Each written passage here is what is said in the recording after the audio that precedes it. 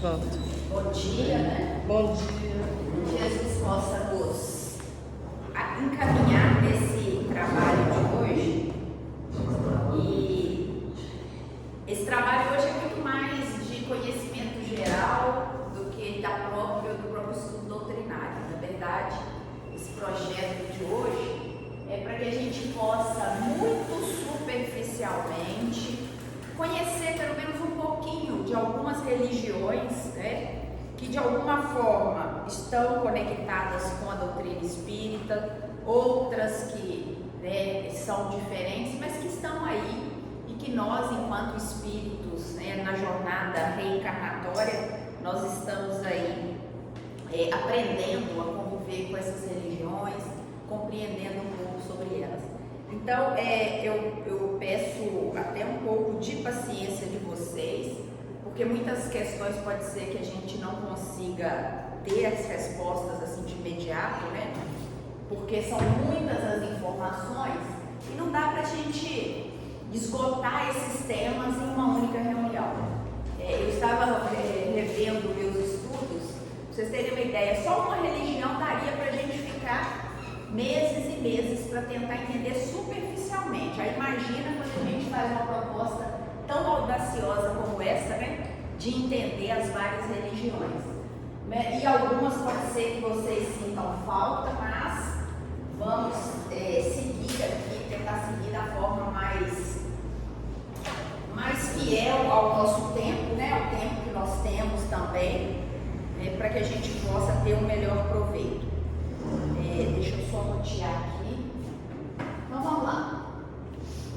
Eu queria começar com essa fala do Nelson Mandela. Ninguém nasce odiando outra pessoa pela cor de sua pele, por sua origem ou ainda por sua religião. Para odiar as pessoas precisam aprender. E se podem aprender a odiar, podem ser ensinadas a amar. Eu achei essa frase muito importante para a gente começar, porque quando a gente fala de religiões, normalmente a gente está falando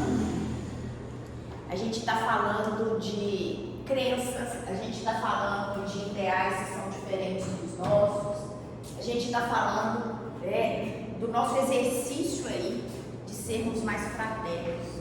Então por que eu vou nutrir sentimentos de ódio pelo outro apenas porque ele está desenvolvendo ali a sua fé, a sua crença de forma diferente?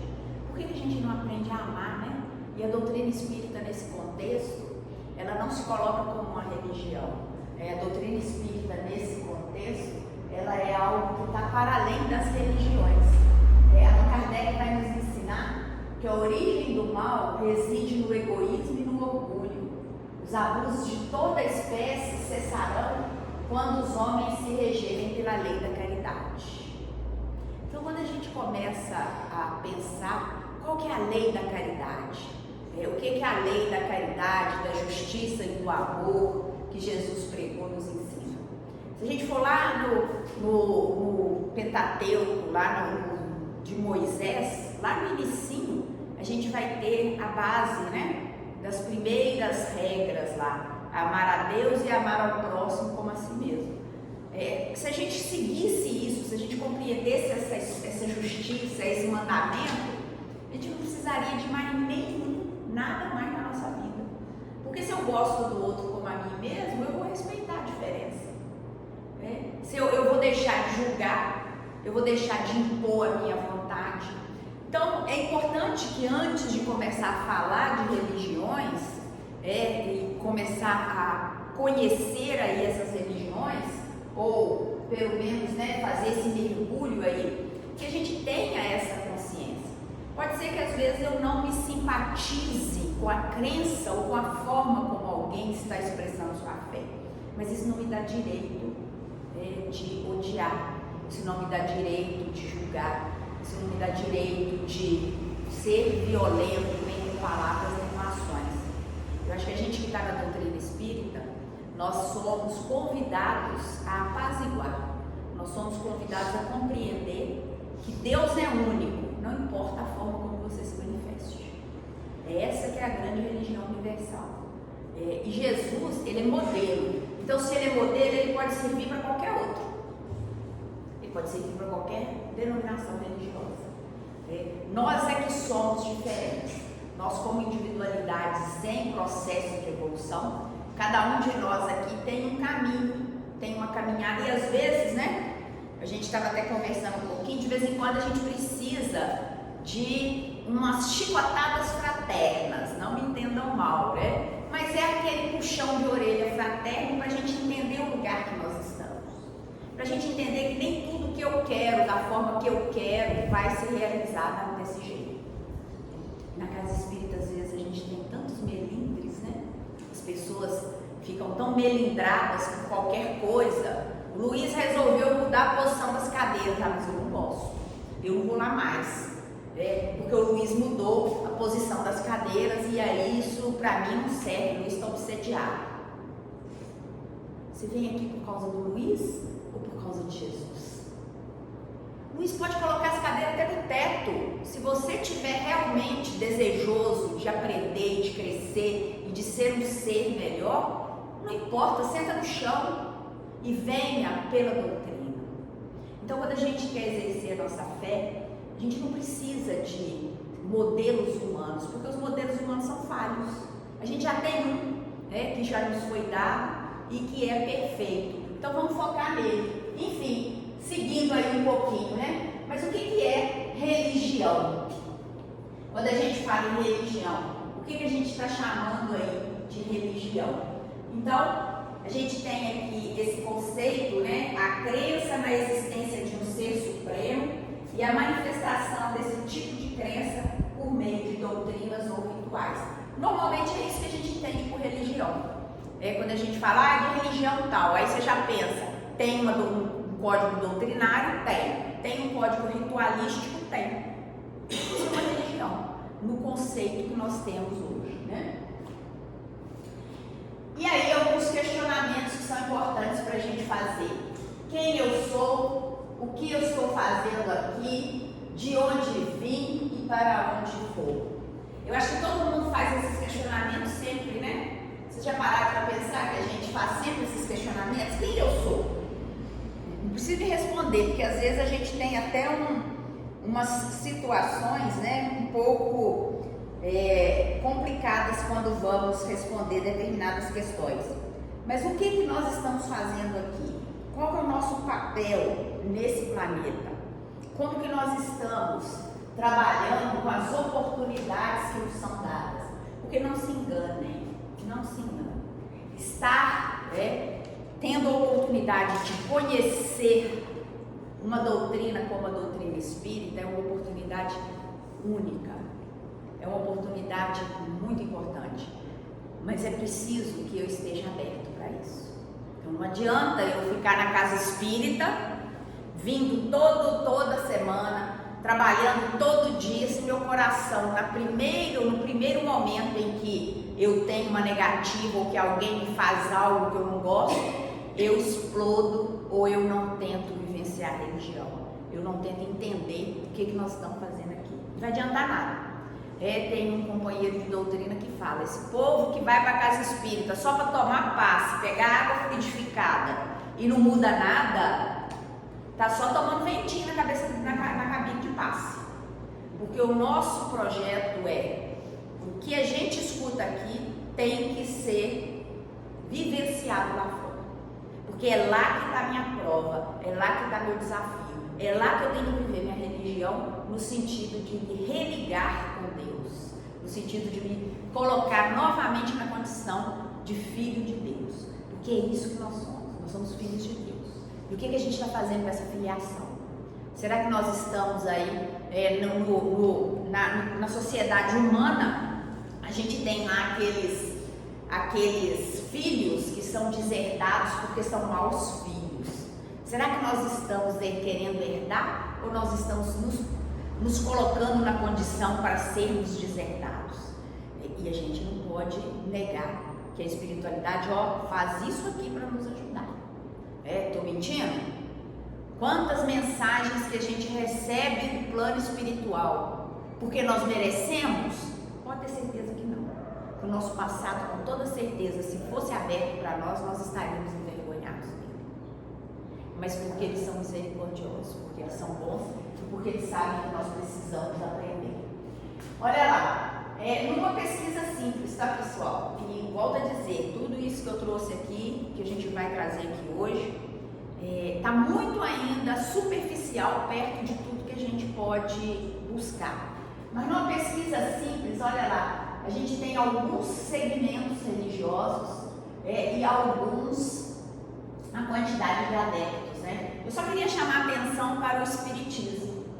15 milhões de espíritas, aproximadamente é o número que nós temos. Se separar, que é mais até do que o judaísmo, é mais até do que outras religiões. Isso tem alguma vantagem nisso? Nenhuma, porque número para nós não diz nada. O que importa, porque às vezes você está declarando espírita e está, espírito, eu sou espírito de porco. Eu tenho que ser espírita e viver o espiritismo como o cristianismo primitivo. Mas é uma curiosidade, e como hoje a gente vai tratar muito sobre história, sobre informação, então eu achei bacana trazer essa informação aí para nós. Às vezes a gente declara que é espírita, mas na verdade somos materialistas. Às vezes a gente declara que é espírita, mas na verdade é materialista, exatamente, né? Esses dias eu estava estudando sobre isso, exatamente sobre isso. Qual é o tesouro, a verdadeira propriedade que cada um de nós tem? A única propriedade que nós temos é a que nós vamos poder levar depois do desencarne.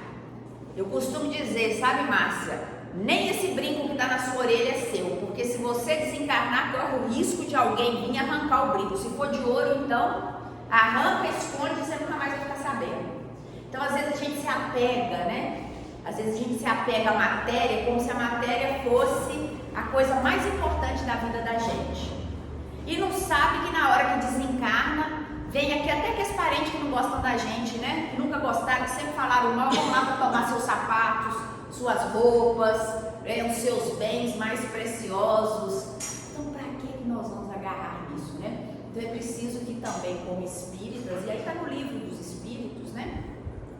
A espiritualidade, ela não nos condena por termos bens que são necessários ao nosso conforto, nada disso, desde que eles sejam obtidos a partir de meios lícitos. Se eu trabalho honestamente, não há nenhum problema em eu desejar trocar meu carro, não há nenhum problema em desejar comprar uma roupa, mas isso não pode ser o meu Deus.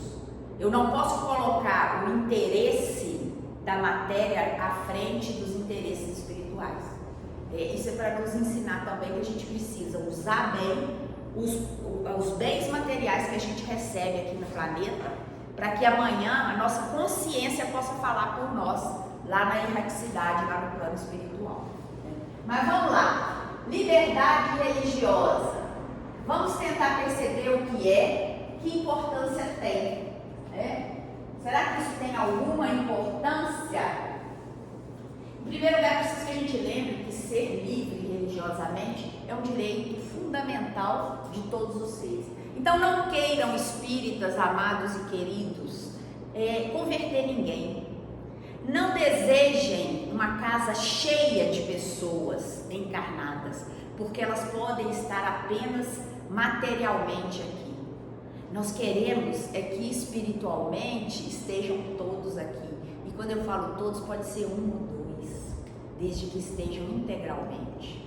Às vezes a gente fica olhando para outras denominações religiosas e fica desejoso, né, de ver a casa espírita, porque a gente sabe o quão bom é o ensinamento da doutrina, né? E a gente pensa assim, por que essa casa não está cheia? Por que perderam essa palestra? Por que não querem fazer os estudos, né? E a gente sofre por isso, mas a gente não precisa sofrer não, porque cada espírito tem a sua liberdade, porque isso é um direito fundamental, né? Olha o que a Declaração dos Direitos Humanos fala: toda pessoa tem direito à liberdade de pensamento, consciência e religião. Esse direito inclui a liberdade de mudar de religião ou crença e a liberdade de manifestar essa religião ou crença pelo ensino, pela prática, pelo culto e pela observância, isolada ou coletivamente, em público ou em particular.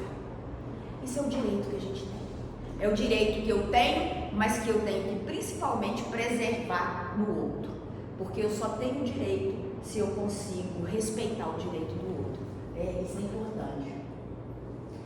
E aí, bom, a gente sabe então que a liberdade de consciência, de religião e de culto é inviolável. Essa é uma lei fundamental. Eu não consigo adentrar na mente de ninguém e alterar. Às vezes eu obrigo a pessoa, e infelizmente eu já escutei isso, inclusive de companheiros de doutrina. Eu pego meus filhos, jogo no carro e obrigo eles a irem para a casa espírita. Sabe o que eu estou fazendo? Eu estou criando a gente para poder odiar a doutrina espírita. Porque a única memória que eles vão ter é de que eles eram obrigados a fazer algo. E Deus sabe da nossa condição de receber nossos filhos, que não vão nos dar alegria o tempo todo, porque às vezes um filho durante uma caminhada inteira te dá 1% de alegria, 99% é choro e ranger de dente, não é assim? A gente que é pai, a gente que é mãe, e hoje os avós também criando filhos, sabem sobre isso. Então é importante que a gente respeite aí a consciência das pessoas. E isso aqui que a gente fala da religião, mas isso serve para qualquer coisa, Liberdade religiosa, igualdade, respeito, diálogo e conhecimento. A liberdade religiosa exige igualdade, que todas as pessoas e religiões sejam tratadas de forma igual. Então não tem religião melhor não. Por que as matrizes africanas são religiões que a gente vai maltratar? E aí eu pego os budistas, aqueles que são de outros países ricos, eu vou tratar bem. Isso não é cristão. Isso não é o que Jesus nos ensinou, porque Jesus em momento nenhum fez essa acepção de religiões, Então, tratar com igualdade, com respeito. Eu posso não concordar com aquilo que você faz, mas eu sou obrigada a te respeitar. Obrigada. Eu não sou, isso não é uma concessão. Eu não sou boazinha por respeitar o outro. A lei da vida me obriga a te respeitar. E como cristã, espírita, esse comprometimento ainda tem que ser muito maior, Então, respeito, a liberdade religiosa exige respeito pelo outro que é diferente, para que não haja qualquer tipo de violência por motivo religioso. E diálogo, a liberdade religiosa exige o diálogo que permita conhecer e valorizar a riqueza das outras religiões, que permita criar laços de colaboração, tendo em vista o bem comum. E eu gosto muito disso, sabe por quê? Porque às vezes a gente aprende tanto com os irmãos das outras religiões, Se a gente for pensar, a gente vai lá nos nossos irmãos evangélicos, eles são disciplinados. Não tem essa conversa, vou no centro quando eu quero, não. Eles são disciplinados. Eles estão ali, ainda que por temor ao pastor, ou a Deus, ou a qualquer coisa, ou a punição, mas eles nos ensinam, porque lembram que o Chico, a única coisa que o Emmanuel impôs ao Chico foi disciplina, para nos dizer o seguinte, sabe o que Emmanuel está dizendo ali na entrelinha para nós? Nós precisamos dessa disciplina, porque se deixar pelo nosso desejo, a gente nem de casa sai, ou então nem faz nada. A gente precisa ter essa disciplina de vir, de nos obrigar a cumprir obrigações, não importa quais são os obstáculos. Porque na hora que você está saindo de casa para vir para um seminário aqui na casa de Francisco, aparece mil coisas. Desde o gatinho que adoece, até o marido que perturba, o filho que pede outra coisa, e as coisas que a gente deseja, e a preguiça e tudo mais. Então isso acontece. Mas aí a disciplina entra para dizer o seguinte, vai lá. Se você estivesse numa igreja tradicional, vai, porque senão Deus te castiga.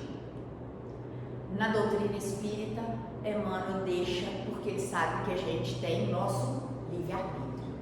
Mas o que eu faço é responsabilidade minha, as minhas escolhas. Então isso é importante também. Então, para a gente entender um pouquinho, vamos conhecer aí um pouquinho mais sobre as religiões, objeto de cultura, como um fenômeno humano. A religião é estudada pela teologia, pela filosofia, pela história, pela psicologia, pela sociologia. Então a gente não estuda a religião só em um ponto da ciência, né? Porque a religião faz parte da nossa vida. E eu gosto muito da doutrina espírita, porque uma das bases da doutrina espírita é a ciência, é a filosofia. É a gente comprovar através de métodos. Ah, mas como é que eu provo a existência dos espíritos? Allan Kardec nos ensinou. O que a gente faz nas reuniões mediúnicas?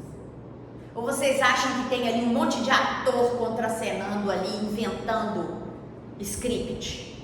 Teriam que ser muito bons. Ganhariam com certeza o prêmio que hoje é da Fernanda Torres, né? Porque não dá para você ficar fingindo uma vida inteira.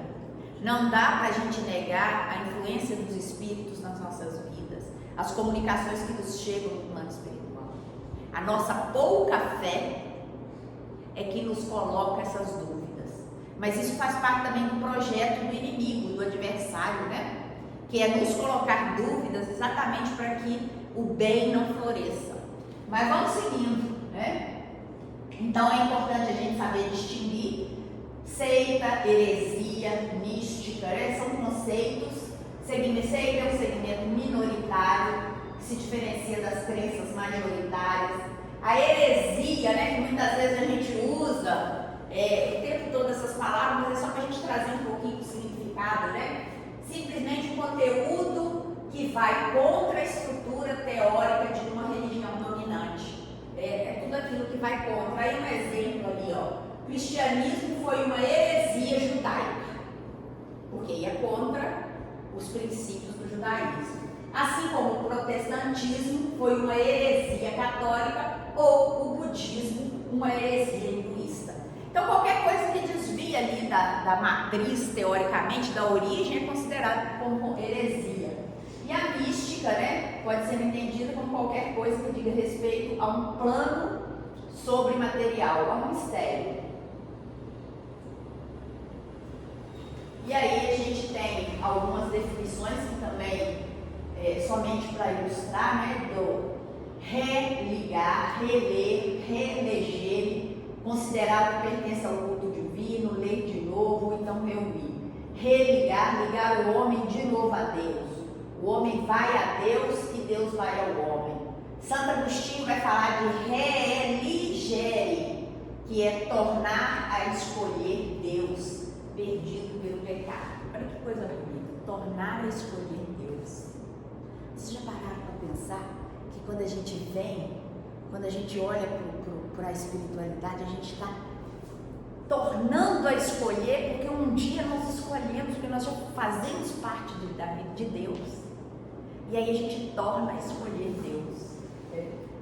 Eu não sei vocês, mas eu gosto tanto dessas coisas assim. Eu acho que a gente consegue, né, retomar alguns conceitos que às vezes a gente fala e não pensa muito bem o que está falando. Eu costumo dizer que a gente precisa, às vezes, sabe, Márcia, falar o óbvio, porque o óbvio precisa ser dito. Eu preciso ouvir aquilo que eu estou cansado de ouvir, para que aquilo faça sentido para mim. Às vezes a gente está buscando coisas tão complexas e a vida está ali, ó, gritando em coisas muito simples, né? E aí, o que constitui a religião? Doutrina e rito. Vocês sabem que nós, da doutrina espírita, nós não temos ritos. Por isso mesmo, nós não nos consideramos uma religião pensada nos moldes tradicionais. Isso que a gente está fazendo aqui não é um rito. Nós não precisamos de ter seminários, reuniões para que a gente possa ser espírita. A gente tem um corpo doutrinário que nos foi trazido em 1857 por Allan Kardec, a partir do Livro dos Espíritos e na sequência das outras obras. E a partir desse corpo doutrinário, nós fazemos uma releitura do Evangelho de Jesus, dos ensinamentos de Jesus, assim como buscando ali a essência do cristianismo primitivo. Mas aqui, por exemplo, não tem sacerdote, não tem padre, não tem papa. Aqui tem pessoas que entregam o seu tempo para o bem coletivo, mas o bem coletivo, ele só vem depois que o meu bem também vier. Vocês acham que eu estou aqui à toa? Eu estou aqui buscando bônus hora. Estou fazendo favor nenhum para vocês, eu faço favor primeiro é para mim. É isso que a gente precisa entender. É isso que a fé raciocinada ensina para mim, gente. Vocês acham que vocês estão fazendo favor para alguém, para casa? Não, vocês estão fazendo favor para vocês por estarem aqui. O tempo dentro de um ambiente do bem, de um ambiente sagrado, ele em primeiro lugar, ele beneficia a gente, a quem está ali doando o seu tempo. É depois que a gente pensa no resto. Então, para nós da doutrina, né, nós temos aí o nosso corpo doutrinário, mas uma religião tradicional ela é composta por esses elementos, né? Doutrina, que são as crenças, dogmas, né? Ela tem toda religião tem sua doutrina que fala sobre a origem de tudo, o sentido da vida, da dor, da matéria, do além. E os ritos, que são as cerimônias, né? A gente não vive sem símbolos, sem ritos, sem estruturas visíveis. Os ritos unem os homens de uma determinada comunidade religiosa. A gente sabe que à medida que vamos evoluindo, nós vamos abandonando esses ritos. Tem uma passagem do Chico que eu gosto muito, que é quando ele recebe lá na casa dele um sacerdote, e o sacerdote pede que o Chico faça uma oração juntamente com ele. Vocês devem conhecer essa história. E aí o Chico fala assim, perfeitamente, só que o sacerdote fala assim, mas tem que acender uma vela. Aí o Chico foi lá e acendeu uma vela. Mas agora tem que ajoelhar. E ele ajoelhou. Por que ele fez isso? Porque é preciso fazer isso. Ele sabe que a verdadeira conexão está no coração, não é isso? Está na nossa mente, no nosso pensamento. Mas ele faz isso porque em respeito ao seu irmãozinho que valoriza os ritos. Então a gente não deve desprezar aquilo que para o outro é sagrado. Porque isso é falta de caridade. O que é a caridade? Benevolência, indulgência e perdão das ofensas. A gente tem que ser benevolente é ser bondoso. Eu posso até achar que é uma bobagem ajoelhar, acender vela, mas por que eu estou achando isso uma bobagem? Se isso para o meu irmão é sagrado, não é uma bobagem, é sagrado e eu tenho que aprender a respeitar. Dentro da família, né, Cida? Oi? Dentro da família. Dentro da própria família, falou muito bem, porque a maioria de nós vem de famílias que não são originariamente espíritas. A maioria, claro que tem muitos que são nascidos na doutrina espírita, mas nem por isso significa que estão por aí plainando, né, Luiz? Demora às vezes muito tempo, nasce na doutrina e demora muito tempo para poder voltar para o prumo, mas isso é uma bênção. Aí o Luiz levou 50 anos para poder, e nasceu numa família espírita, 50 anos depois.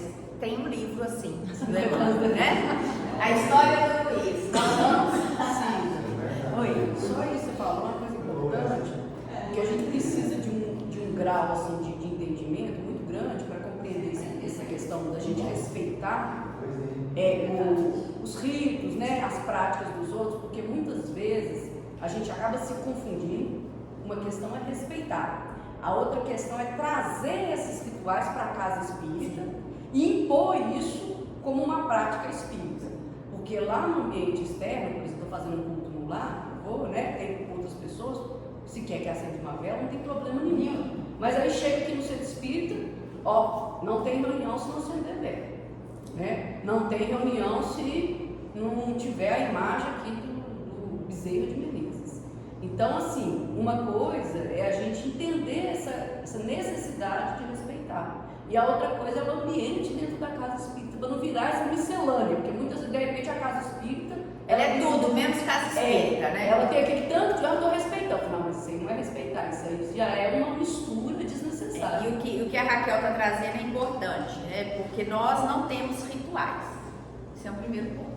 Qual que é a nossa forma de fazer prece? Em segredo, com Deus no nosso coração. A gente entende que, para às vezes, isso é científico, tá? Cida não está inventando, não. Depois vocês podem pesquisar. Nós não conseguimos concentrar muito tempo.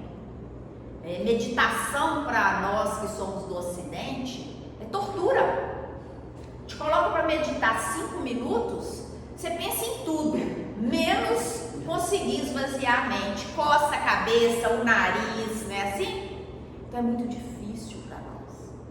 E o que nós desenvolvemos no Ocidente? Nós desenvolvemos os ritos. Então os ritos, muitas vezes, né, uma vela acesa, ela pode significar um ponto em que eu vou ficar olhando para ela, para que a minha mente se esvazie. Mas isso, pessoal, sem querer, obviamente, nenhum juízo de valor, porque nós não estamos aqui para isso, mas isso demonstra ainda uma infância espiritual. Uma infância da qual nós vamos deixar à medida em que nós compreendermos que o verdadeiro templo de Deus está dentro de nós. Porque onde é que está escrita a lei de Deus? Na nossa consciência. Então eu não preciso, eu talvez não precisasse ou não devesse precisar de nenhum ritual. Quando eu entro na casa espírita, por que a gente põe uma musiquinha aqui? Porque às vezes a gente entra tão atabalhoado, com a cabeça tão cheia de coisas, que a gente precisa tomar aquele choque. Tá tocando um hino. Aí o hino começa a falar, para a gente acerenar. Porque se a gente não baixar a nossa bola, a gente não consegue entrar no verdadeiro propósito. Então é importante a gente começar a pensar nisso, né? Olha lá, ética, cada religião traz consigo as consequências de sua doutrina, ensinando o que é certo e o que é errado, dentro de sua cosmovisão. Os preceitos mais importantes são lei da natureza, lei do amor e lei do bom senso. Isso é geral, tá, gente? Antes de a gente entrar em cada religião, geralzão, o geral é isso. Comunidade de adeptos, toda religião tende a formar uma comunidade, tende a manifestar sua fé junto aos outros, não se trata de um sentimento individualista. Volta aí ao tema que a Raquel trouxe. Nós temos sim os nossos grupos de pertencimento, nós somos espíritas. Aqui nós pertencemos ao grupo espírita da Casa de Francisco. Francisco de Assis é o nosso mentor espiritual. E a gente não vai negar isso. E a gente tem o carinho por ele, e a gente coloca uma foto dele ali, não há problema nisso. A gente só precisa entender que isso faz parte de uma etapa espiritual, que quando estivermos mais purificados, nós não precisaremos disso, porque a gente vai estar junto com o Espírito de Francisco, diretamente. A gente vai estar conectado com o Espírito de Jesus, diretamente, sem nenhum tipo de intermediário. Mas enquanto a gente precisa deles, está tudo bem. Porque isso também é respeitar as individualidades, né? Relação entre eu e tu é a relação da pessoa com o diferente. Um tu mais elevado, superior. Essa religião, toda religião, antes de possuir ritos e doutrinas, é uma relação pessoal com a divindade. Tudo bem. E aí a gente tem tipos de religiões. A gente tem algumas religiões que são conhecidas como primitivas, sapienciais, proféticas e espiritualistas. Tá? E aqui o nosso desafio é tentar passar por todas elas no tempo que nós temos aqui. Tá? E a gente vai começar com as religiões primitivas. Primitivas muito mais por questão originárias, né? São mais antigas, não é necessariamente porque estamos nos colocando numa condição superior, não entendam isso. Olha lá, animismo. O animismo é a manifestação religiosa na qual se atribui a todos os elementos do cosmos, sol, lua, estrelas, a todos os elementos da natureza, rio, oceano, montanha, floresta, rocha, a todos os seres vivos, animais, árvores, plantas e a todos os fenômenos naturais, chuva, vento, dia, noite. Um princípio vital e pessoal chamado de ânima, alma. E aí a gente vai lembrar, né, que no próprio Espiritismo nós estudamos a diferença entre mediunidade e animismo. O que é o animismo? O que é a mediunidade? A mediunidade tem a presença de um espírito. O animismo é o meu espírito que muitas vezes acessa escaninhos de outras vidas e traz. Então o animismo não é algo falseado, não. Eu posso muitas vezes trazer uma informação informação sem que haja ali nenhum espírito, mas que venha da minha bagagem espiritual, da minha alma, porque nós somos um depositório de experiências. Cada um de nós aqui tem uma história enorme reencarnatória. Então todos nós temos informações que nós ainda não acessamos, mas que fazem parte da nossa história espiritual. Quando a gente fala, por exemplo, lembranças de vida passada, a gente estuda isso no livro dos Espíritos. Está lá no livro dos Espíritos, questão 306, 307, mais ou menos. Vocês vão ler lá sobre as lembranças de vidas passadas. Por que eu não me lembro das minhas vidas anteriores? Porque talvez eu não conseguisse resistir ao que fosse me revelado, mas eu tenho impressões de minhas vidas anteriores. Então o animismo pode também estar muito dentro dessa linha, né? Resumidamente, os cultos animistas alegam que todas as coisas são vivas, todas as coisas são conscientes, ou todas as coisas têm alma, ânima. Politeísmo, né? Vários deuses, religião que admite vários deuses.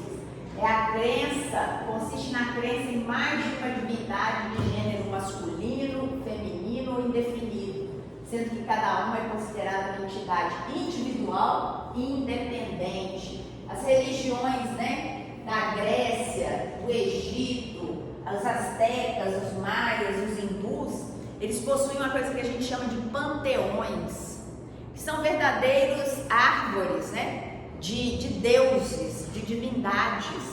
Tem os deuses do escalão mais alto e ali as divindades que vão compondo ali aquele universo de crenças ali. Então, o politeísmo também é algo que faz parte aí das religiões primitivas. O totemismo, né, os totens também têm um ponto bem interessante, né? E olhem lá, os adeptos se julgam associados a seres, animais e vegetais, ou mesmo a fenômenos e elementos naturais, como o sol, a água, o trovão e o raio. Todos se creem ligados entre si, na pessoa de um antepassado histórico, que tanto pode ser um homem como um animal, como uma planta. Essa questão do totem é muito interessante. Quem gosta de psicanálise vai ler Totem e Tabu, que vai entender o que Freud fala sobre isso, né? Formam-se assim agrupamentos, clãs, mais ou menos numerosos, denominados, por exemplo, o clã do corvo, o clã da serpente, o clã do pinheiro. Os adoradores de símbolos, brasões ou almas que cada família faz. O brasão era pintado ou cravado na maioria dos objetos usados.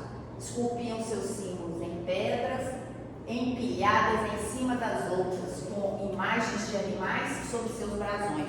Então é basicamente, né, essa imagem, são os totens, são essas imagens que vão sendo empilhadas, né, e que vão dando ali o caminho de alguns clãs, né, de famílias ou de grupos. Oi. Pensando aqui, aquela visão de Daniel é uma visão de um totem, né? Que ele vai descrevendo em camadas. Em né? camadas. E é interessante esse negócio dos adoradores, porque a visão dele vai falando das condições nossa, né? Até, eu não estou muito lendo, mas ali é uma revelação, né? E a gente é adoradores daquelas situações, né? Exatamente, a visão de Daniel. E a gente precisa lembrar também, né? Que eu não sei se vocês fazem essas conexões, mas olha só, os antepassados, né, dos totens, no animismo, tudo isso vai dando o quê? Vai nos dando piso para a gente chegar hoje e a gente poder falar de um Deus único, de uma força universal, mas de muitos espíritos trabalhando nessa obra de Deus. Então quando a gente pensa, olha lá, esse povo que adorava a natureza, a gente já estudou aqui sobre a influência, a ação da natureza, né, dos espíritos na natureza. A gente já viu que na natureza existem energias, existem elementais que estão ali na natureza. E esse povo primitivo, eles tinham essa sensação. Talvez eles não conseguissem ter isso com a clareza que hoje a gente tem e que com certeza daqui a mais 1.000, 2.000, 50.000 anos nós teremos ainda maior essa clareza. Porque as coisas vão nos sendo reveladas à medida que a gente tem condição de compreender. Não adianta revelar tudo para nós. A espiritualidade fala isso o tempo todo. Olha, vocês não vão dar conta de entender tudo. É preciso ter paciência.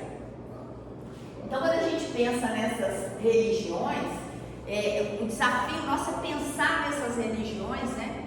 E trazer isso um pouco. O que a doutrina espírita hoje tem ou foi favorecida por essas crenças que nós com certeza vivenciamos lá atrás, porque foi preciso ir moldando no nosso espírito, né? O respeito pela natureza, o respeito pelos espíritos, o entendimento que existem forças que são superiores a nós, porque isso é algo que vem na nossa, é inato, está dentro da nossa essência. A gente pode até falar, às vezes quando a gente escuta aqueles que não acreditam em nada, né? Se dizem não crer em nada.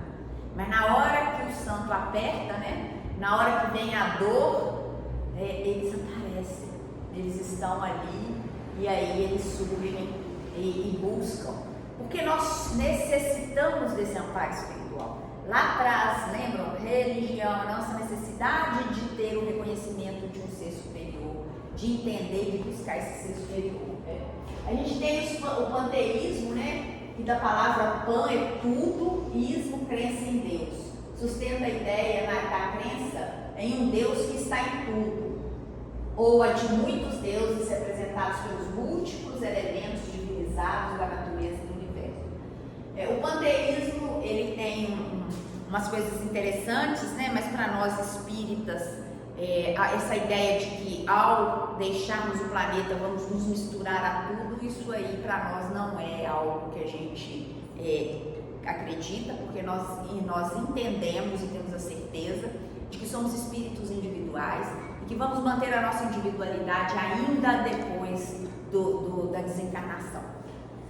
Então nós não vamos, a Márcia não vai desintegrar e fazer parte do universo, ela vai se manter, porque toda a história espiritual dela continua impregnada no seu espírito, que é um espírito individualizado, né? Mas olha como que as ideias já começam, né? E o xamanismo, que é centrado na pessoa de um xamã, né? Que é um religioso, que acredita capaz de curar e de comunicar com os espíritos. O xamã exerce as funções de curandeiro, sacerdote, condutor de almas. Os povos que admitem o xamanismo acreditam que a doença é provocada pela perda da alma. O xamã deve de início descobrir onde se encontra a alma perdida ou sequestrada por algum espírito do mal. É interessante, né? Muito, muito bom essas informações aí. E aí a gente tem as religiões que a gente chama de sapienciais. Sapienciais. Hinduísmo, a primeira delas, né? Olha lá, onde estão principalmente, né, os hindus nessa região aqui, na Ásia, né? Vermelhinho aqui agora não funcionou, mas no lateral. Mas não é atrás. Aqui, no lateral. Né? Muito bem. O símbolo do hinduísmo, né? O Om, que é o som mais sagrado para os hindus, que significa a trindade dos deuses, né? O Ó é o silêncio de Deus que o hindu procura atingir. Então, ali os símbolos: água, éter, ar, terra e fogo. O fundador, né? O hinduísmo não tem fundador. A sua origem ocorreu na Índia há mais de 3.000 anos. O nome hindu foi posteriormente dado pelos árabes. Quais são os textos sagrados dos hindus, né? O hinduísmo tem aí os textos do Vedas. Se eu pronunciar errado, vocês vão me perdoar, tá? O Upanishad, o Mahabharata, Pagou, né?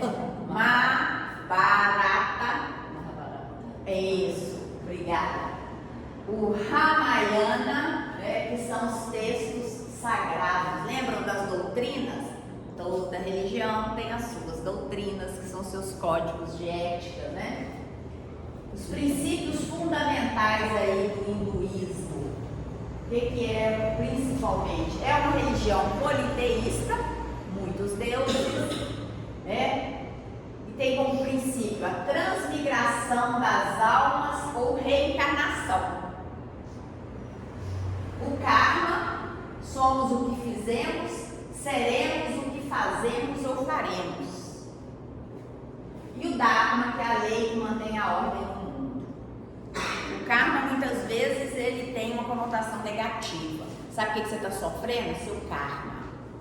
O que você fez. O que a doutrina nos ensina? Olha a doutrina como é que ela avança. A gente tem a lei de causa e efeito. Eu não tenho um karma, nós também já estudamos isso aqui, né? Vocês lembram? Eu não tenho um determinismo de sofrimento porque eu fiz. Ah, você cortou a orelha de um, você vai perder a orelha na outra vida. Você foi muito ruim, você vai ter uma vida de muito sofrimento. A gente aprende na doutrina que quando nós nos conscientizamos das nossas falhas, a nós é dada a oportunidade de refazer o caminho. Não é perdoando e zerando a conta, não, mas é refazer o caminho, reeducar. É isso que o Espiritismo nos ensina, né? Os preceitos de conduta do hinduísmo, né? A sociedade é dividida em castas, tá? Os brahmanes, os guerreiros e homens políticos, os comerciantes, os trabalhadores e servidores, né? A gente sabe que é um povo que tem essas definições muito delimitadas, né? A vida pessoal também tem 4 regras: a de estudante, a da pessoa casada, a etapa eremita e a etapa de despojamento total. A ética hindu consiste fundamentalmente em viver a não violência. Orações e práticas, né? Os cultos são praticados em casa normalmente. A oração deve fazer-se pelo menos 2 vezes ao dia, quando o sol nasce e no pôr do sol, e recita-se texto dos Vedas e fazem-se oferendas, incenso, luz, flores e alimentos para a divindade. Um templo hindu, né? Existem muitos templos espalhados por toda a Índia e dedicados a diversas divindades. Então, por ser politeísta, cada templo tem as suas divindades. Bem parecido também com algumas religiões que a gente tem, né, gente? Que a gente dedica os templos às divindades. A cidade sagrada dos hindus é Varanasi, né? O hinduísmo crê que alguns deuses vivem em locais sagrados, e entre esses lugares tem Varanasi, que é a cidade da luz, onde mora Shiva. As festas principais dos hindus é a festa da colheita e do regresso do sol, que é a Makara Sankrani, é o Holi, que é a comemoração da primavera e da fecundação, o Diwali, que é a festa das luzes em honra da deusa da prosperidade e da felicidade. Como que eles se comportam diante das outras religiões?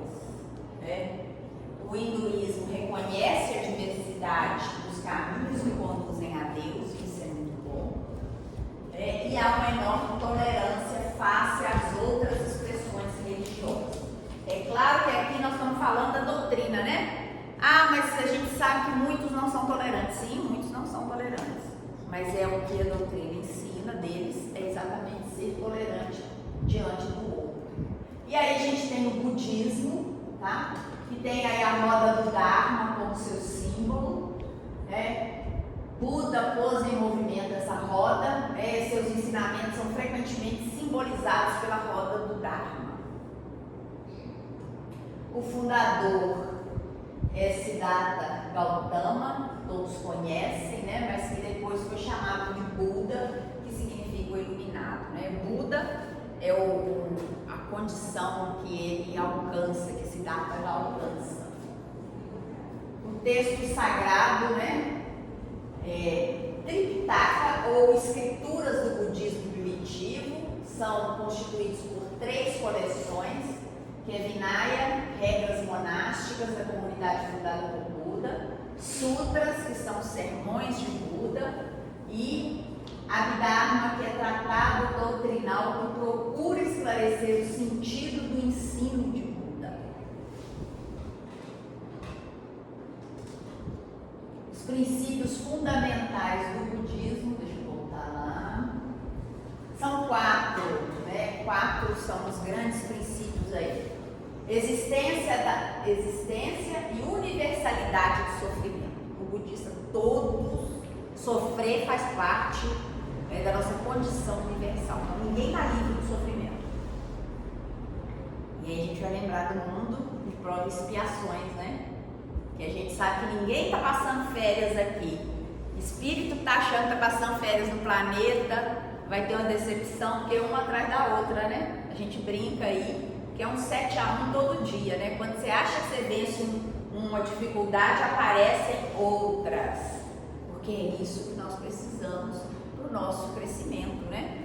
Mas o budista também ele tem essa ideia. A origem e a causa do sofrimento é o desejo. Que aqui a gente poderia fazer ali uma aproximação, que a origem e a causa do nosso sofrimento é o nosso egoísmo, é a nossa ganância, é a nossa vaidade, são os nossos vícios, né? O fim do sofrimento está na supressão do desejo. O caminho para eliminar o sofrimento está na via dos 8 passos. Através dele se atinge o Nirvana. E aí os preceitos de conduta, que é o yoga, que é um dos principais meios para atingir a purificação. A moral budista, que é uma atitude perante a existência, que é evitar tudo que pode trazer o mal.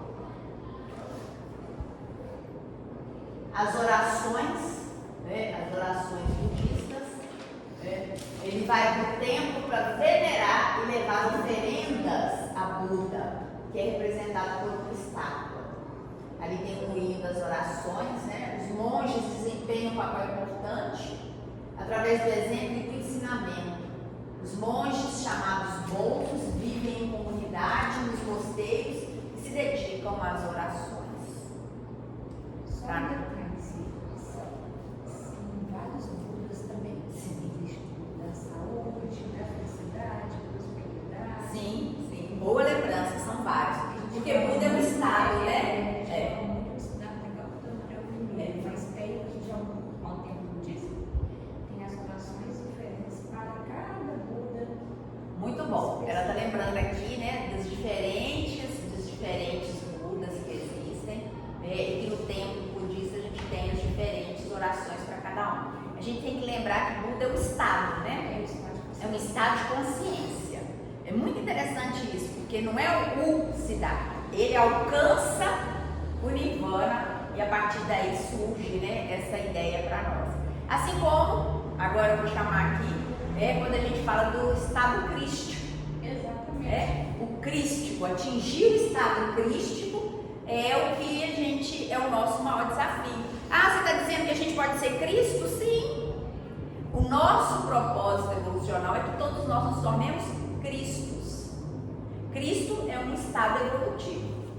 É estarmos numa consciência, né, de espíritos puros, que é o que Jesus é há muito tempo, né?